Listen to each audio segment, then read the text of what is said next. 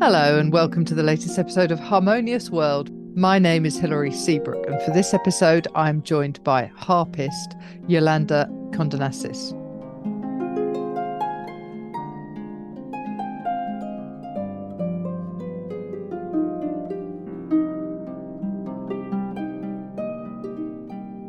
Yolanda has a new single out which is called Wildflower, composed by Arturo Sandoval, especially for Yolanda, and to celebrate Mother's Day, which in the US is the middle weekend in May. In the UK, we've already had it in March, but it's the same thing. So this is part of Yolanda's 5 Minutes for Earth catalogue, which is very, very interesting. And the music is beautiful. The story is fabulous. And I'm looking forward to chatting with Yolanda. So I hope you enjoy listening. Thank you for joining me on the Harmonious World. It's a real pleasure to speak to you. Well, my goodness, the pleasure's mine. Thank you. So we're talking about Wildflower, but I also want to talk about 5 Minutes for Earth, the catalogue itself, and the not-for-profit you've got going on. And so it's the music, it's the theory behind it. Funnily enough, I had a conversation with a friend the other day about the intricacies of recording the harp, because it's so it's not like I'm a saxophone player, so basically the sound comes out of the end of the bell and that's it, whereas with you the sound emanates, doesn't it, from the whole instrument. And in fact the wood the vibrations of the wood and the strings and everything, so that's a whole thing. I mean, you must have got used to that over the years. I have. Recording the harp is very, very much an art form. And, not every recording engineer understands it, because yes, the sound of the harp comes forward from the soundboard of the harp, which is the two big slabs of wood that are on either side of the plane of strings. That's the soundboard. But there's just so much intricacy to it, and I am so grateful for the recording engineers in my life. For about my first 15, 16 albums, I was with the amazing audiophile label Telarc. And they just have had every bell and whistle known to man. And then when their classical division ended in the 2010s, I was again lucky to collaborate with the Azika label. And, Alan Bice, my engineer, has really, he's such a good musician. He very much understands that I'm a perfectionist, always have been. That's not going to change. That's the way it is for me. And the sound of the harp has to be really rich, but also very clearly defined. I don't like that big sort of playing the harp in a bathtub kind of sound, which sometimes we get. Just reverberation just takes over, so it's that clarity mixed with richness and warmth that I'm so grateful that I have engineers that understand that. Yeah. And I was looking at your back catalogue and Grammy nominations and all sorts of things, so you clearly, not only do you know the way to play your instrument, but for the way for it to be presented. And I think that's part of the skill, is working with producers and composers, and which brings me to the 5 Minutes for Earth catalogue, and especially Wildflower, which is the single. Shall we start with the Wildflower, because that's the new single? Sure.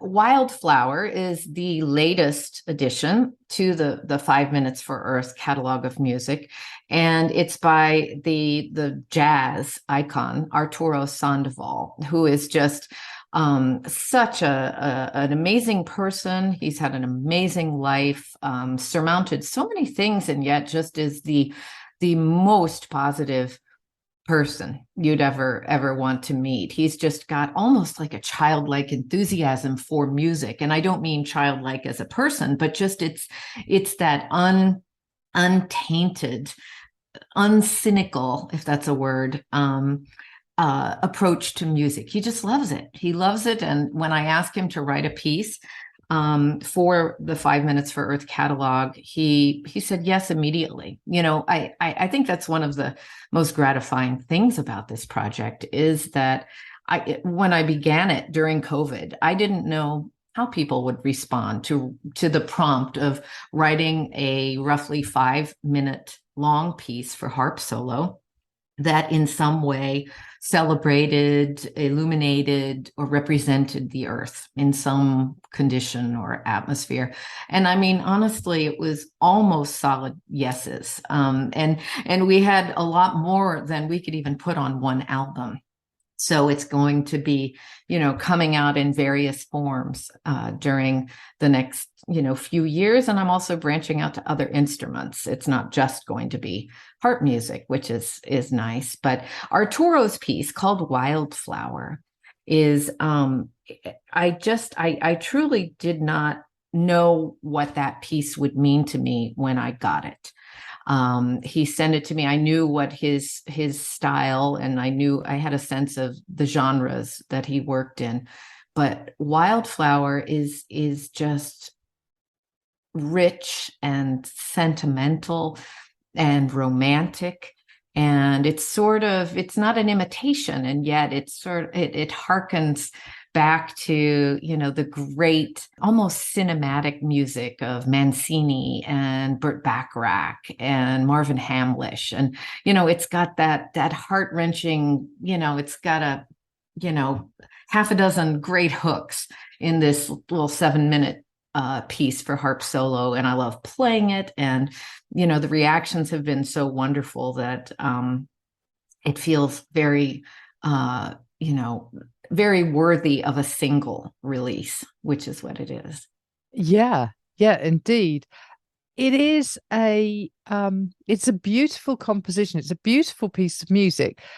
And I think you've talked in the press release that I've got about how it is inspired by your mother and your relationship with your mother. And I think that's the interesting thing about Mother's Day, about it. We've all had a mother, but we've all had mothering from other people as well. And then there's the whole thing about the earth as Mother Nature, right. and Mother Earth. Yes. Yeah. So how did you put that into words for Arturo Sandoval, but also for the other composers? Well, this one is particularly a piece that made me feel close to my mother.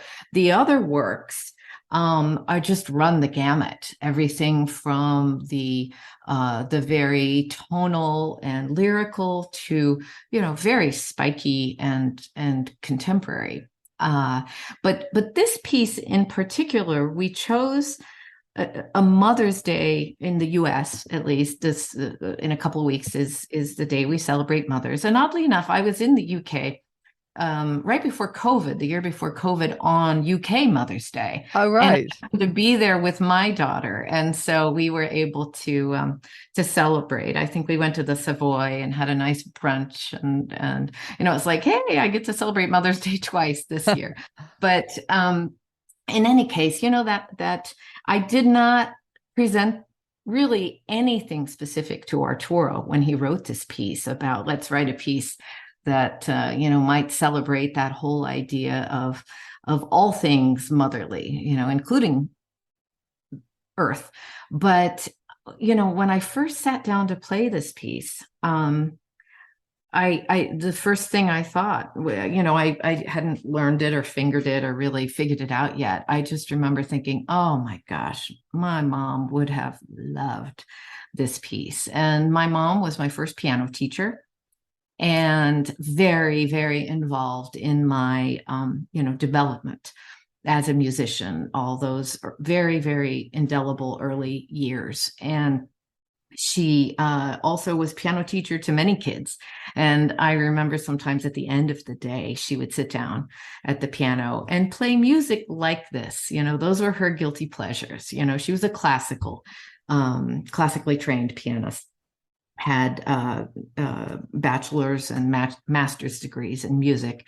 But she just loved this stuff. This was her unwind kind of music. And what I thought was, particularly as I dug into this piece, Wildflower, I started to feel that it was a little bit of a soundtrack of my mom's life and her experiences. She did not have an easy life, my mom. And there were many various phases, various obstacles, things in her life that this piece so brilliantly captures that up and down, beautiful roller coaster ride of life. I think it's almost a soundtrack. There are moments of melancholy, there are moments of striving, of heartbreak, of joy, of triumph. It's in this one relatively short piece of music, it just kind of runs the emotional gamut. And the more I played it, the closer I felt to my mom, who passed away from Alzheimer's a little over 10 years ago.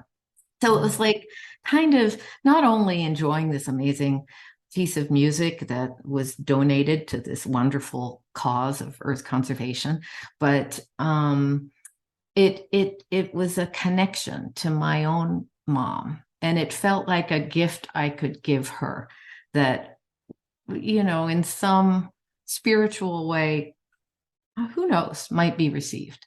Yeah. Yes. And if not directly received by your mother, because who knows, but directly received by those of us who are mothers or who have our mothers. I consider myself very fortunate that my mum is old enough to still drive me mad. And well, all moms, that's kind of that's our job. I'm a mom too, so yeah. Well, and ditto. And I think that mother relationship is so important. It's such a vital one, literally, to us all. And I think it's lovely to have this piece of music as a sort of celebration of that.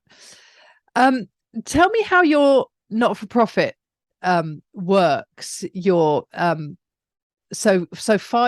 5 minutes?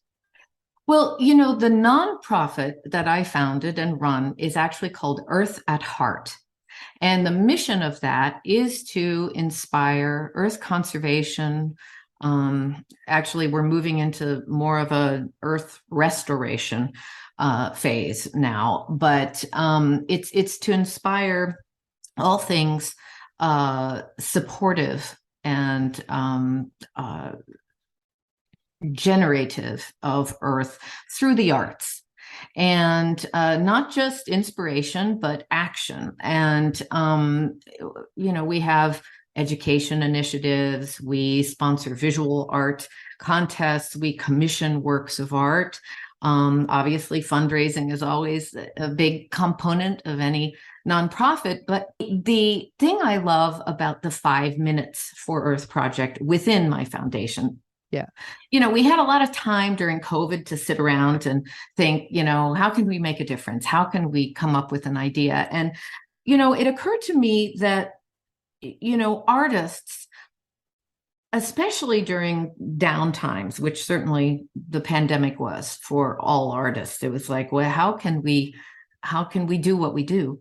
And not only that, discretionary income is not always plentiful for the vast majority of wonderful artists out there for donating to causes. So I thought to myself, wouldn't it be great to begin developing a catalog of music that is supported and funded by my foundation, Earth at Heart, where any verified performance anywhere in the world by any artist of these works, if they are verified on the reporting hub, which is on the earthatheart.org website, then results in a supported donation. It's sort of like, in a way, a matching donation. You donate your art, your performance, your commitment, your investment, your thoughts, your inspiration, and we will donate to an earth conservation organization or cause to honor that artistic contribution.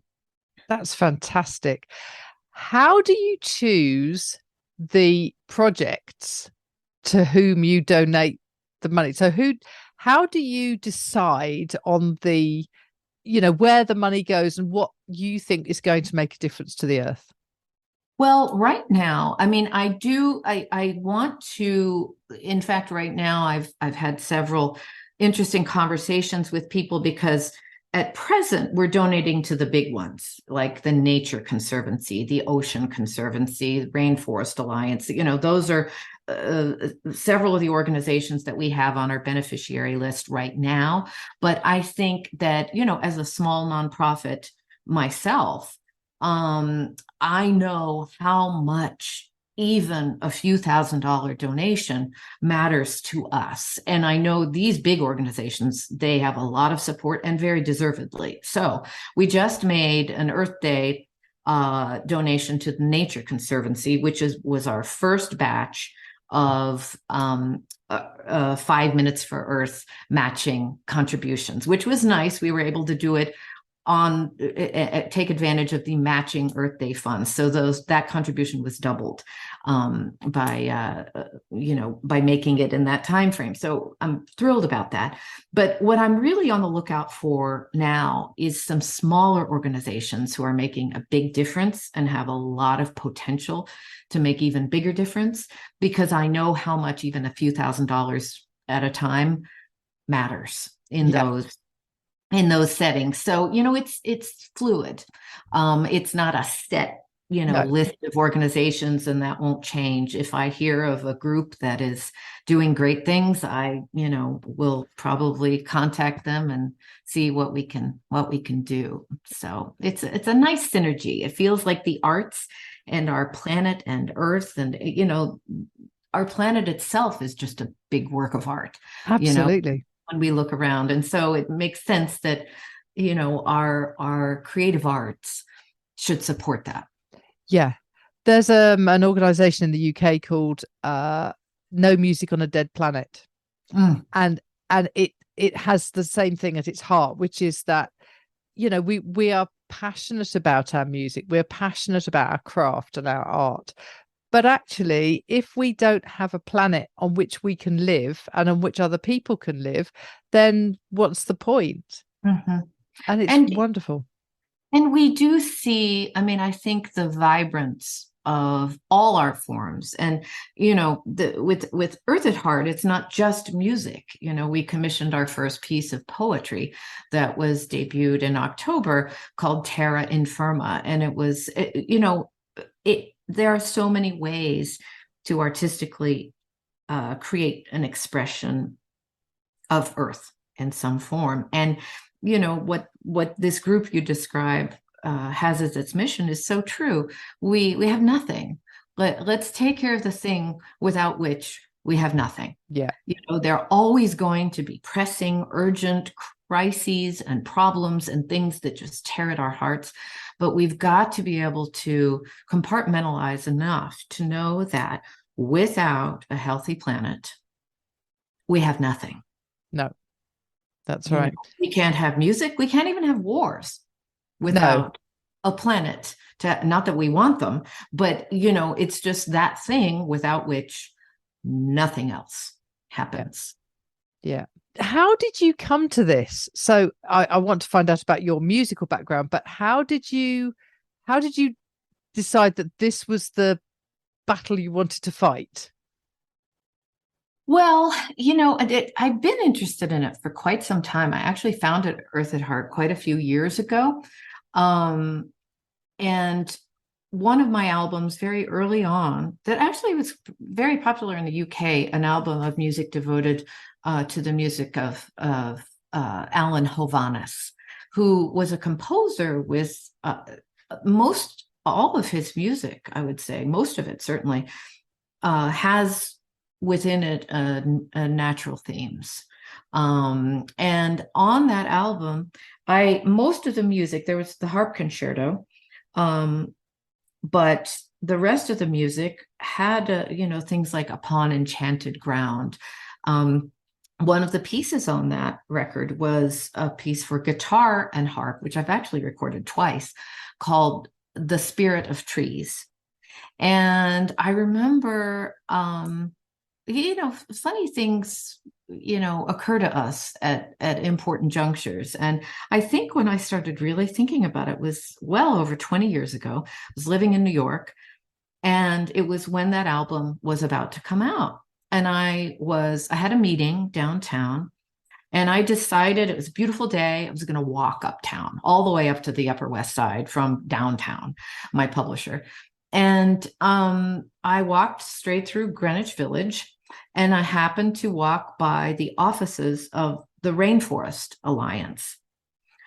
And I saw there was this tiny little thing, and I was, going to little shops and things. And I just went upstairs, and I said, "Hey, listen, I've got this recording coming out, and I would love to donate my royalties." That's back when we had royalties. Yeah. I'd like to donate my royalties to you guys. There's a piece on this album called Spirit of Trees. It just feels right. I love what you do. And, I set it up so that my royalties went to them. And that was kind of the first thing. That was before I established the nonprofit. And that was kind of my first foray into the idea, of connection between music and earth. And of course, I really didn't know much back then. I hadn't studied much. I hadn't really learned what is going on, and has been for a really long time. And, everybody thinks, oh gosh, things are now moving so fast, and we're seeing climate and floods and weird weather and all these effects, dried up, reservoir basins that threaten water supplies for huge regions and, whatnot. And it's like, it's happening so fast. Well, it's not really. We just haven't been paying attention. Right. And, we keep taking from these riches as if they're just there for us. There's a great entitlement, I think, when sometimes we think about this planet, like it's just there for us. And what is funny, everything, I guess, is a metaphor for everything else. But very often, kids feel the same way about their moms, bringing it back to the mom's ideas. And, I think until you are an adult, and I say this in my blog about Wildflower, I think we finally grow up when we realize that our parents are just like us, with hopes, dreams, failures, disappointments, triumphs, everything. And I think if we can, this may sound like a stretch, but if we can all kind of grow up and realize that this planet is like a parent, it doesn't just exist for us. This planet had a life before we were ever born onto this planet. And, if we can relate to it, and our parents for that matter, in that way, I think we'd certainly all be a bit better off. Yeah, that's beautifully put. Thank you. As far as musically is concerned, what drew you to the harp in the first place? Well, that was my mother too. And I talk about that genesis in my blog, which I'm kind of a closet writer. I love to write. And so I haven't done a blog post in a while. My blog lives on my website. And I just was so moved to write about this. It was like making sense of, in some ways, my history, my musical beginnings and all of that. I was a pianist first, and that was my first love, really, most of the way through high school. I went away to a performing arts high school called Interlochen Arts Academy, and it was a boarding school. I left home at 14 to go there, and it was transformational. It was and I think,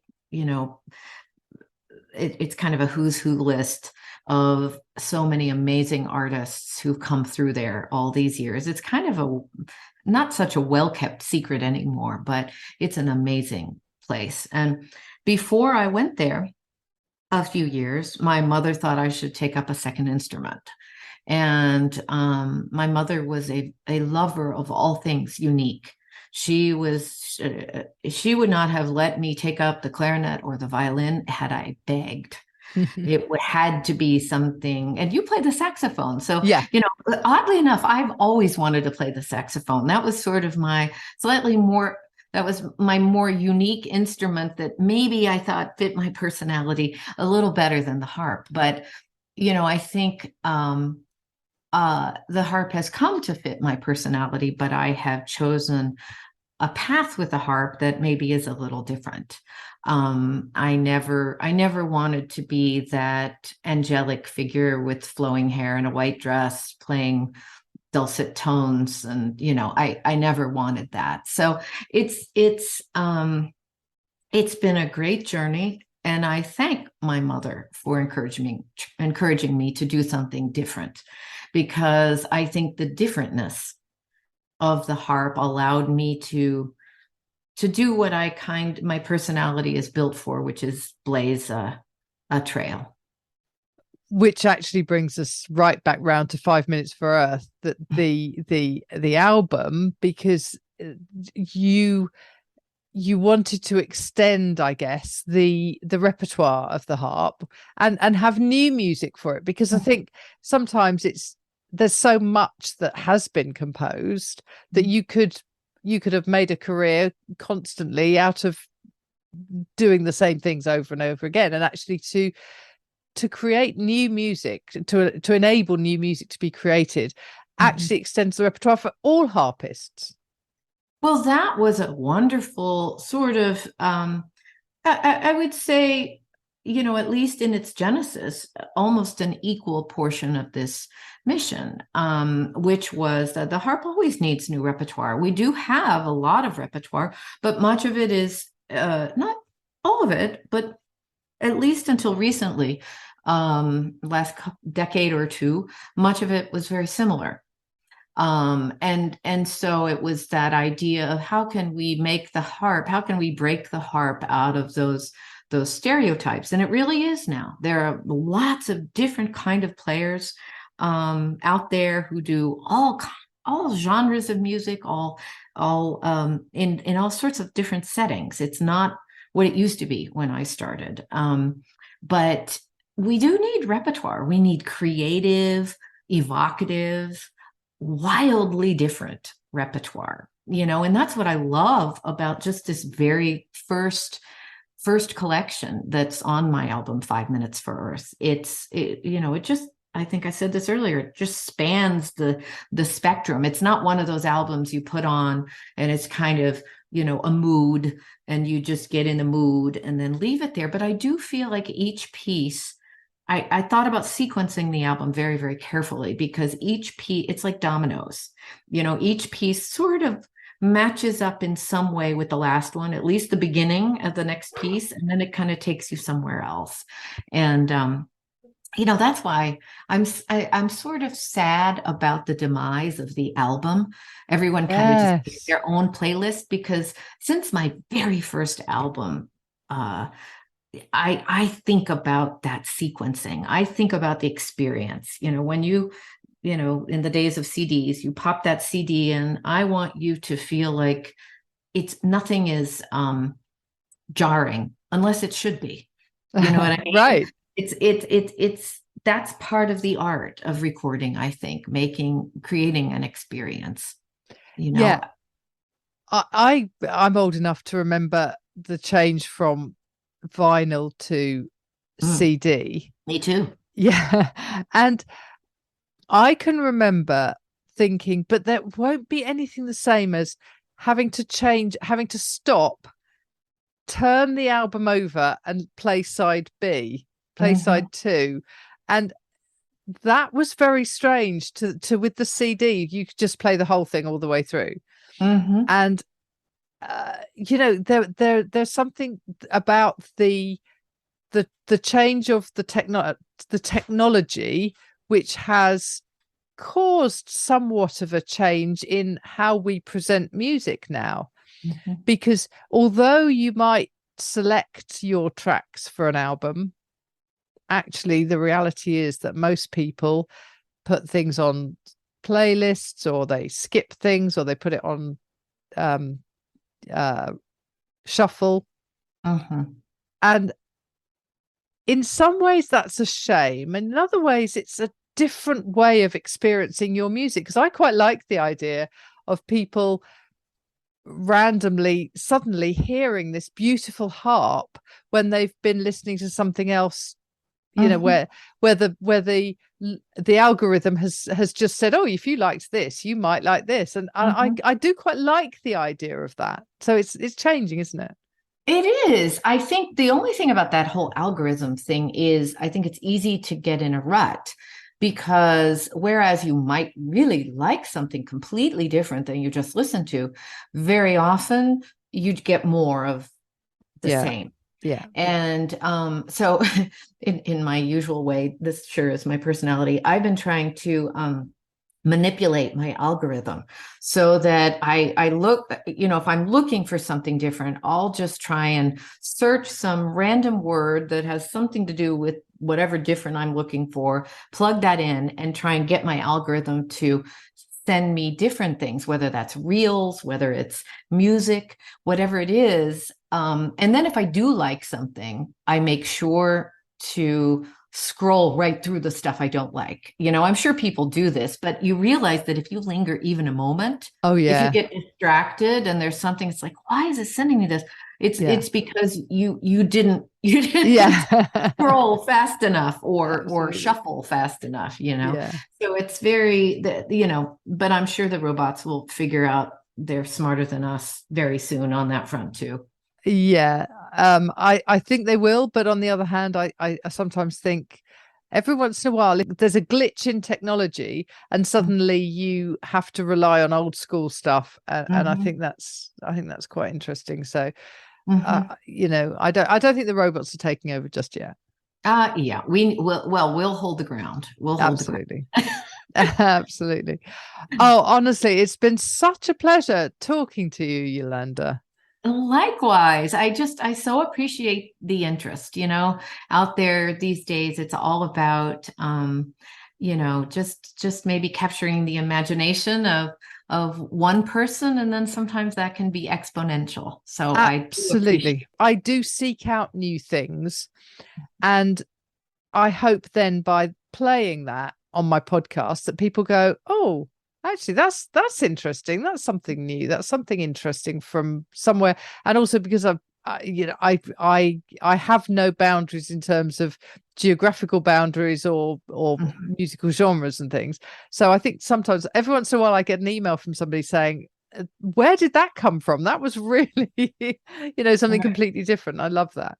And I think people have never been more open to new things. I can't remember a time No, when I agree. if they hear it, if they like it, they love it, Yeah. and that's Yeah. very cool. Absolutely. And I don't think you feel like you have to say, oh yes, I listen to jazz, or I listen to Right. folk, or I listen to classical music, because I think you can listen to Yes. whatever you want. Far less music snobbery. I have a Yeah. 20-year-old daughter, and I am always impressed by stuff. She has these playlists, and I think, oh God, I love that. She Yeah. said, sometimes they say, well, I don't know where it came from, but I love it. Yeah. But anyway, it's an exciting time. Absolutely. Well, thank you so much for joining me on Harmonious World. It was a great pleasure. Well, thank you so much for having me. I appreciate the conversation.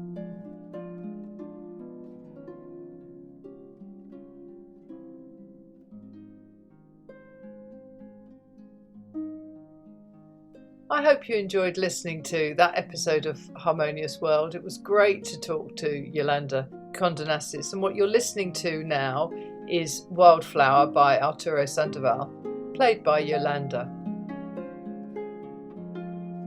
Thank you for joining me once more for Harmonious World, and I hope you have a great week.